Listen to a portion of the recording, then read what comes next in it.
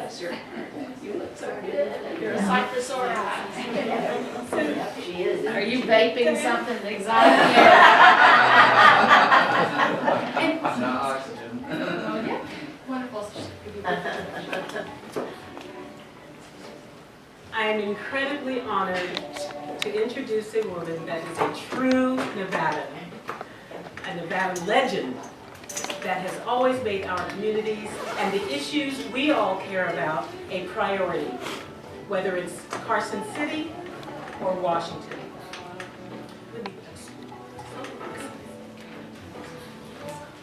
Thank you.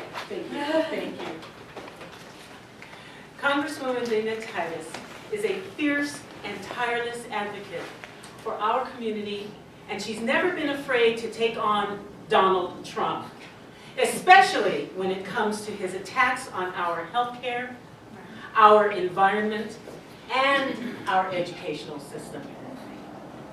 Congresswoman Dina Titus is also a proud and trailblazing member of Team Joe. She is the first sitting member of Congress from an early state to endorse a Democratic nominee.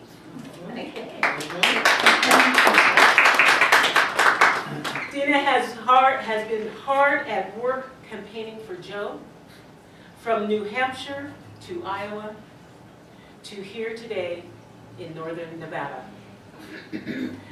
Dina is a fighter, and she knows what it will take to win Nevada on.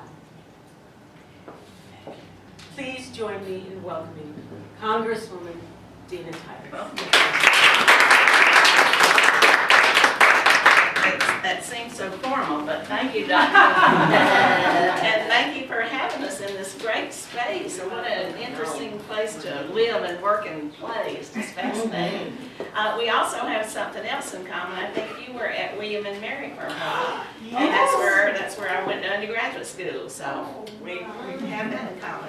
But it's nice to see all of you, but to see Sue Wagner, if I've done anything, it's standing on her shoulders. I mean, that's pretty incredible. So thank you so much for that. Well, you heard I've been traveling for Joe Biden. I've done a lot of campaigning throughout the state for myself and for other people, but I've never gone on the road before. And I'm telling you, it was 5 degrees in New Hampshire, and that made me think, well, it wouldn't be so bad coming to Reno. Used to it. And Iowa, we were disappointed in the results in Iowa, but we knew all along that wasn't our place to really play. And then New Hampshire coming up, it's going to be tough because you got 2 neighboring senators, and that's what makes Nevada so important. I mean, this is the state that is the broad coalition that Joe Biden can put together. We are more like the face of America in terms of our diversity, and this is where they're putting a lot of effort, and I think the road to the White House leads through Nevada. This will set it up for South Carolina, and then Super Tuesday, and then hope by then it'll be done and we can start going after the person we really need to take out of the White House. So that's the plan. I'm going to be home the week of the caucuses. We just happen to be on recess, so I'll be here traveling around for Joe Biden, going to house parties and canvas kickoffs and phone banking and knocking doors. It was funny, the first door I knocked in Iowa, and Demi can tell you this is true, the lady opened the door and I said, I'm here for Joe Biden, and she says, I know who you are. I recognize your voice. And it turned out she has a daughter who teaches in Henderson, and her granddaughter is going to UNR. So that was the first Nevada connection on the very first door. So we are all connected. One of the things that we're trying to emphasize, I know you probably know Joe Biden's issues and positions, but the early vote, we want to get out the vote early because we don't want another disaster like happened in Iowa. And all the eyes are going to be on Nevada. Now they promised me at the party that they were getting this fixed and we're not using the same app. And we got the early voting days to get ready for the caucus, but we got to take advantage of that. So if you talk to people who are participating, tell them vote early, and then they won't have to worry about going on a Saturday to spend the whole day standing in line or figuring out what's going to go on. So that's kind of our emphasis. But I just feel like the reason I went on the road is because I feel very strongly about Joe Biden as a candidate, and also I feel very strongly about his positions and how we need him to beat Donald Trump.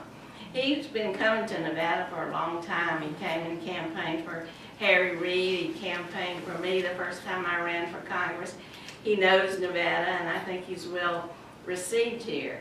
And if you think about the diversity of the state, the large Hispanic population, growing Asian Pacific Island population, we've got military bases, military families. Joe Biden has a strong reputation working with them. We've got the seniors, because a lot of retirement here, and then we've got the universities and the college system. So it really is diverse. And in my district, I got the biggest employer in the state, MGM, and the smallest, a taco truck. So it's a big variety. And that's his appeal. Oh, and labor. We have strong labor unions. Oh, the culinary union and the building trades are coming back now that we're out of that economic slump that we were in. So I think he's the candidate who best puts together that broad coalition. And, you know, we have managed to survive barely 4 years of Donald Trump, but we can't survive 4 more years. This country will not be something that we even recognize or want to leave to our grandchildren. And so I think we need a president who kind of brings some calm back. People are just exhausted. Every 2 minutes there's another tweet and it's breaking news and somebody else is being insulted, and it's just too much. And I think he brings that calm. He brings that experience. You know, don't just listen to what they say they'll do. Look at what they've done, and he's the one who's done it. Obamacare wants to expand on that, but protect it. And you remember when he leaned over to President Obama and whispered a little indiscreetly, perhaps, "This is a big effing deal." And it was a big effing deal, and it still is, and that's why we have to protect it. He did a climate change bill in the 80s. You know, he did the stimulus bill that helped get the economy rolling again, even though Trump tries to take credit for it. That started in the last administration. And also foreign policy. I sit on the Foreign Affairs Committee, and I talk to people from everywhere from Paris to East Timor, and they say, what is happening to the United States? You know, you are leaving a power vacuum that Russia moves into politically and China moves into economically, and we are getting left out. And the vice president says we need to go back to leading by example, and we are not doing that now. So I believe that all of these foreign leaders know him, they worked with him, they respect him, and he can start day one trying to right this ship that Donald Trump has so terribly wronged. You know, this past week, it's one thing for him to stand at the White House with his friends around him and insult people. But it's another when the State of the Union address, when he walks in and they start yelling, 4 more years, 4 more years. This is not a political rally. This is supposed to be a formal occasion. And then he uses it to insult people and give the Medal of Freedom to Rush Limbaugh. What could be, I mean, that's just so terrible. But I think the worst of it was when he went to the prayer breakfast and said that Mitt Romney used his religion as a crutch and that Nancy Pelosi never prayed.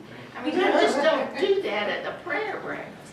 There are just no limits to what he does. So we have got to get him out, and I think that all the polls show this. Joe Biden is the strongest candidate to do that. If you put somebody who's a socialist at the top of the ticket, it will hurt all the way down. And we've got some House members and some senators in some swing areas that if they're plastered with that, it will be very difficult for them to win. So he's got the best chance. He's ahead in Nevada. All the polls show him ahead, but that turnout is just so critical. So that's why what all you've been doing, phone banking and calling, is just so important. And I can't thank you enough for doing that. tell me how you're feeling. Tell me what you're hearing out there, or if I can answer any questions, or what people say when you talk to them. To me, Joe Biden is a known, you know what I mean? You trust him, you know him, and you don't need, we've all had managers or owners of companies that we've worked with, maybe they walk in and they change everything immediately without knowing what's really happening. And that's what Trump did. We don't need another, socialism or socialist is not gonna fly with the rest of the country. And we really need the rest of the country, you know, to get this done. We do. We can't win the popular vote and lose the electoral college vote again. I mean, that's just awful. Sue, you were gonna say something? Yeah, I was gonna say two things, one about Biden and around the world. I think people will breathe a sigh of relief from Europe, as you mentioned, all around the world, if he is the president of the United States. I feel very strongly about that. I do too. And I'm very hopeful, obviously, that he will be at the top of the ticket because he will do the opposite of what, let's name it, Bernie or Elizabeth even would do. They would ruin the down at the ticket, and you know what Trump is going to call Bernie. He's probably going to call every Democrat that. But we know it's true of Bernie. And I used to be irritated when Bernie ran against Hillary and complained that the Democratic Party did not support him. He was not a member of a Democrat. Still isn't. And he never has been. So, you know, and Hillary was forever. Anyway, that's how I'm Well, no, I think that's right. I think they will have a sigh of relief because, you know, we're just abandoning our allies. We're insulting our friends. We've got to get that back because you lead by example. That's your strength. And this president, you just make a deal and he can build a hotel or whatever it might be. And that without consideration for the big picture, and no understanding of history or science or humanities, and no appreciation for it. Right. No curiosity. He has no curiosity. That's right. And he doesn't. And balks at happy. Yeah. It's going Yeah, to I know. refuse for the right to refuse and to know something. And he doesn't. I'm an idiot. I'm proud. And he doesn't plan ahead on anything, he just shoots. That's right. And then, okay, now what are we doing? And Horrible. it is horrible. It is. Well, last night in the debate, Joe Biden's been awfully tempered so far, and they have come after him and his family, and obviously that's the person that Trump doesn't want to run against, or he wouldn't have been attacking him for the last year. And he's not gone after other Democrats, but he's got to be a little bit stronger, and I think he is starting to realize that. He has said that Mayor Pete, being the mayor of a city, but how many is it? I saw that. Yeah, I mean, that's a big difference from running the United States. And Bernie won't tell us how much his health care plan costs. It used to be so many trillion, now it's like, who knows? And Elizabeth's kind of gone back and forth.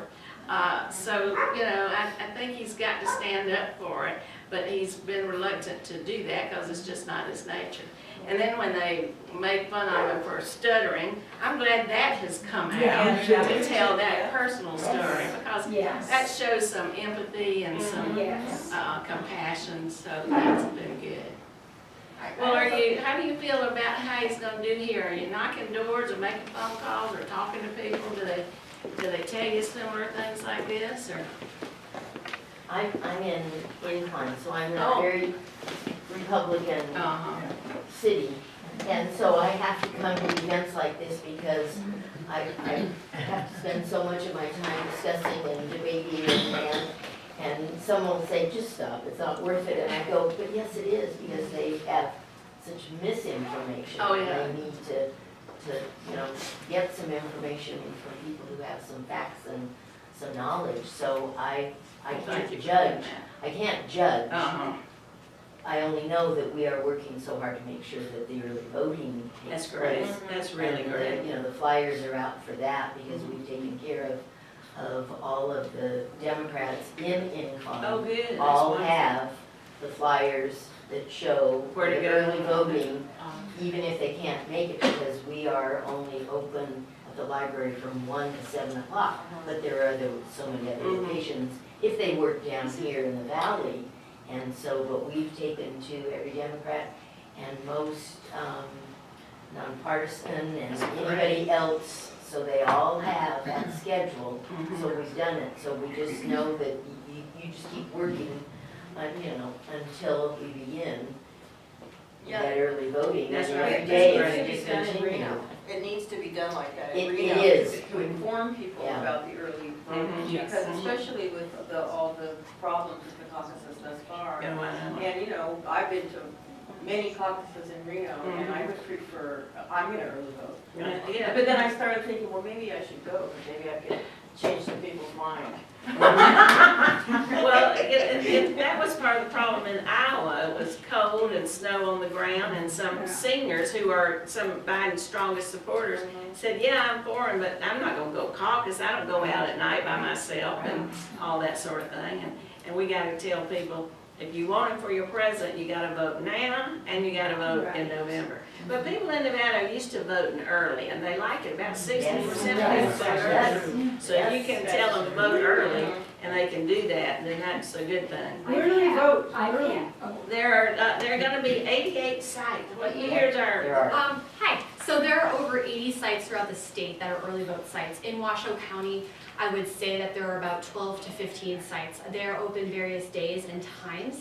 And they're your library, they're your Yes. community center, they're sometimes a church or a temple. University? Universities, absolutely. So if you go to npdems.com and click on early vote sites, Yeah. it'll tell you, it organizes it by county, which is wonderful. yeah. Because you can early vote anywhere in your county. So let's say on your way to work, on your way home, on the weekend. What are the wherever you want. early voting dates? What are the dates? 15th to the 18th. Yeah. Okay, and what if you haven't, I haven't registered?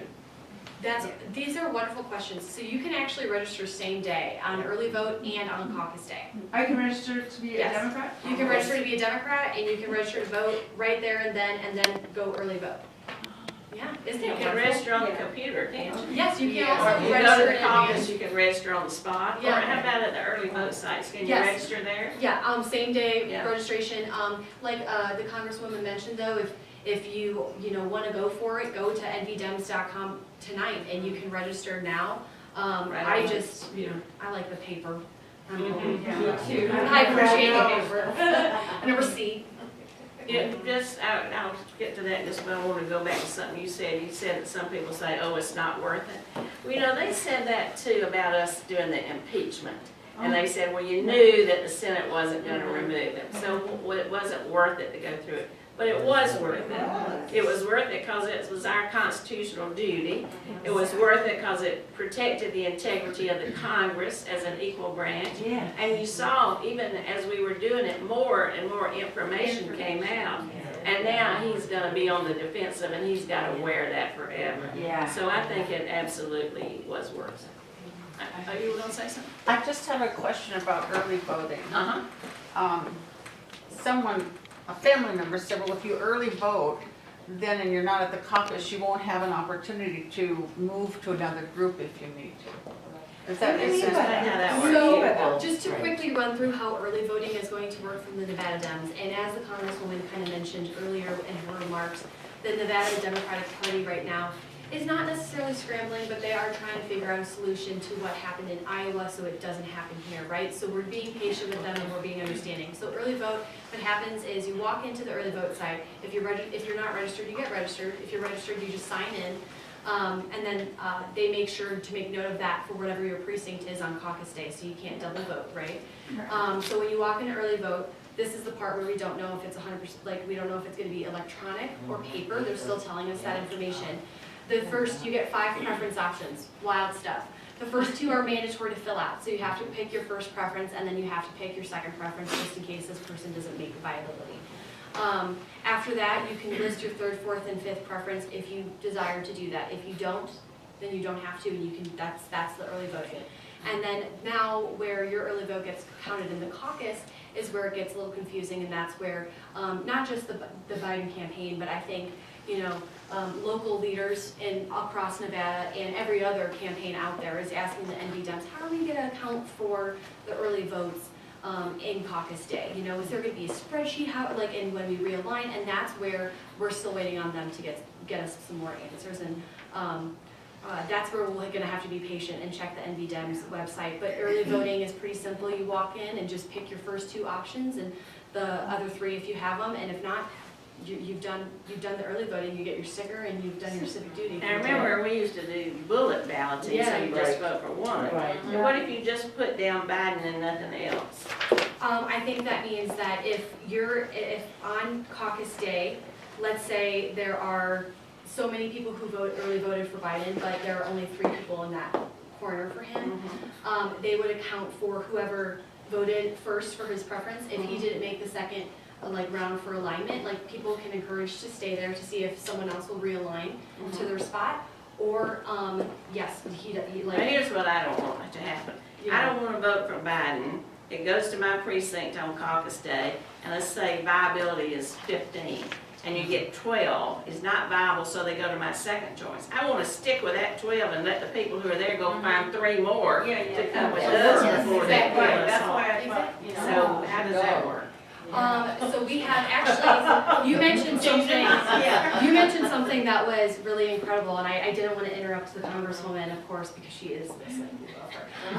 So you said something like, if I, early vote, then I won't get to have fun on caucus day in my precinct to try and convince some others. That's my question too. You should sign up as a precinct captain for Joe Biden. So yes, there's one right here. Raise your hand if you're already precinct captain. Raise your hand if you've already done the training. You just won't believe how much fun that is. Yes, it's so much fun. So what involves with being a precinct captain on a campaign is you will sign up with myself or Alicia. Alicia works up here in Reno, and it works closely with the field organizers who can get you in touch with them. But what you would have to do is early vote. So you would early vote in your county from the 15th to the 18th. Then on caucus day, you arrive before 11 a.m. You sign in. You say, "Hi, I am the Biden for president campaign precinct captain." And then they show you, your corner, because people physically align and they move, and you know who's voting for who. Sorry, I'm from the Midwest. We're not used to this in Chicago, so it's been a learning curve for me as well. But at that point, as the precinct captain for that first alignment, you're looking for your Joe fans. You're like, "Hi, this is Team Joe." You're being welcoming. You try and convince people who aren't walking your way. Something that's important to note on caucus day, you can walk in uncommitted to a candidate. So we need folks like you in our corner with your Joe Biden precinct captain shirt on, with extra stickers in hand saying, "This is why you need to support Joe. Come to my corner. We hear you. We are part of the community. Joe sees who you are and wants to help you rise up. And we're battling for the soul of our nation." So you would give, we call it a field pitch of sorts of why they should join Team Joe. But it's the things that y'all have all said. And yeah, everything you've said, absolutely. One of the other talking points about being pro-Joe Biden, to me, that's really important, is the fact that what this country needs after 4 years of this horror that we've been living through is a healer. That's right. A calm, somebody who reaches out across the aisle and does it well and always has a history of that. Somebody who can Bring us back together. That's right. a That's functioning perfect. country. That's perfect. And, Well, if some people do come in undecided, then they need to hear that sort of thing to get them to decide. I was at a caucus in Iowa, and it was 15% that you had to get it to be viable. And Joe Biden was 1 short, and so they went to try to find one from some other non-viable. So we got several from the Klobuchar camp. I think we got one from the Yang camp. And there was one poor lady out of 600 who came undeclared, undecided. And they said, "Who are the undecided?" This poor little lady raises her hand. And all the candidates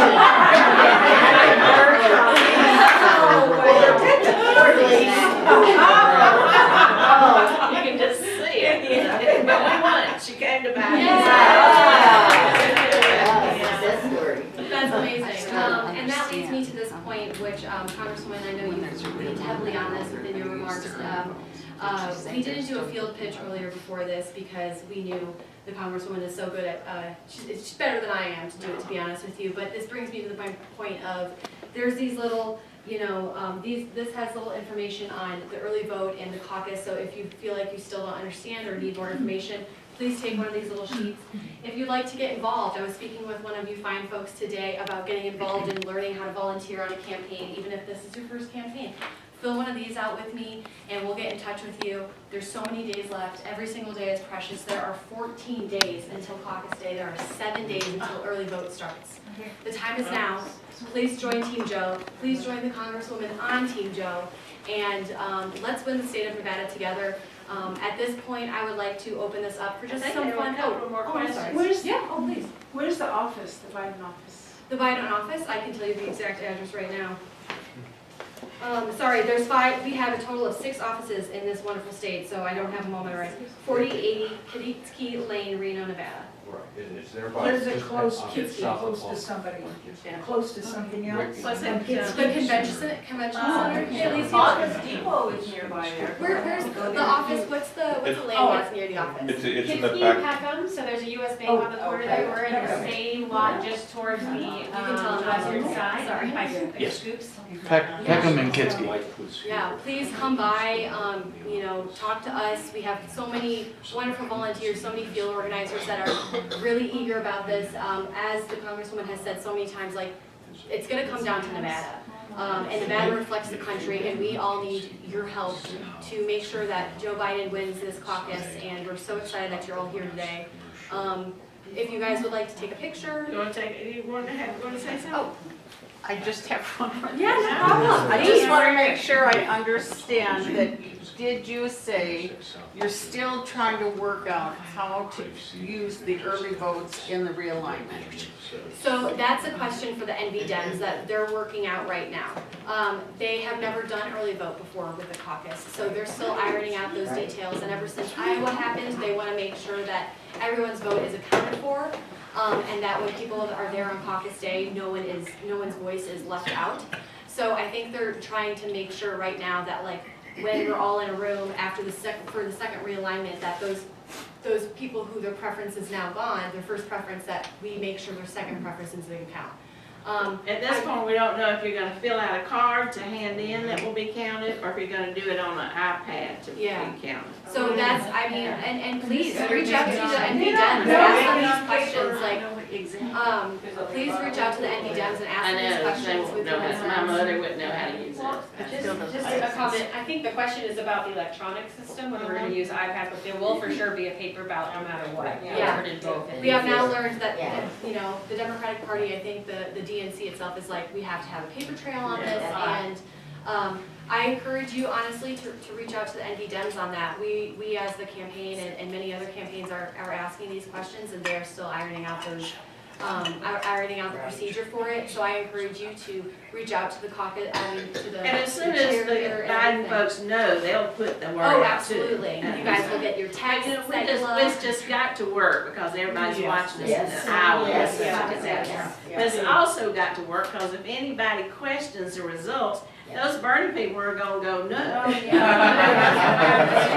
And did then last it'll time. make it all, not legitimate and all that, and so we can't afford to have that happen. Yeah, this is a general question, but 4 years ago, I was a Bernie delegate and I got wished away by that flood, that wave or whatever it was. And, Blue wave?